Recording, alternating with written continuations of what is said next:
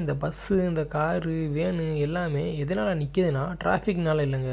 நம்ம ராமேஸ்வரத்தில் மாதம் இப்படி ஏதாட்டும் ஒன்று நடந்துருங்க. என்ன ரீசன்னால் இப்படி நிற்கிதுன்னா, மீனவர்களை ஸ்ரீலங்கன் நேவி அரெஸ்ட் பண்ணிட்டாங்கங்க. அதனால் ஃபிஷர்மன்ஸ் எல்லாருமே போராட்டம் பண்ணிக்கிருக்காங்க, அரெஸ்ட் பண்ணவங்கள ரிலீஸ் பண்ணணும்னு. இலங்கை கடற்படை சிறைப்பிடித்திருக்கிறது. கச்சத்தீவு அருகே மீன்பிடித்துக் கொண்டிருந்த ராமேஸ்வரம் மீனவர்கள் 10 பேரை நடுக்கடலில் விசைப்படகுடன் இலங்கை கடற்படை கைது செய்திருக்கிறது.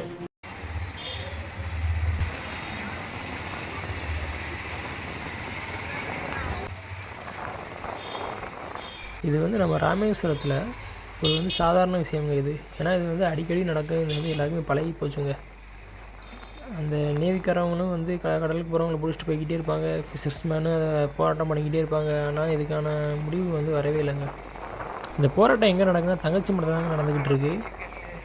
ஒரு 5 கிலோமீட்டருக்கு பஸ்ஸு வண்டி எல்லாமே ஸ்டாப் ஆகிடுங்க.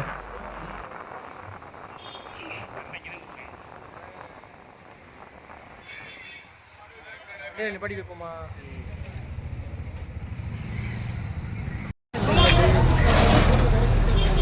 வண்டி போகுது.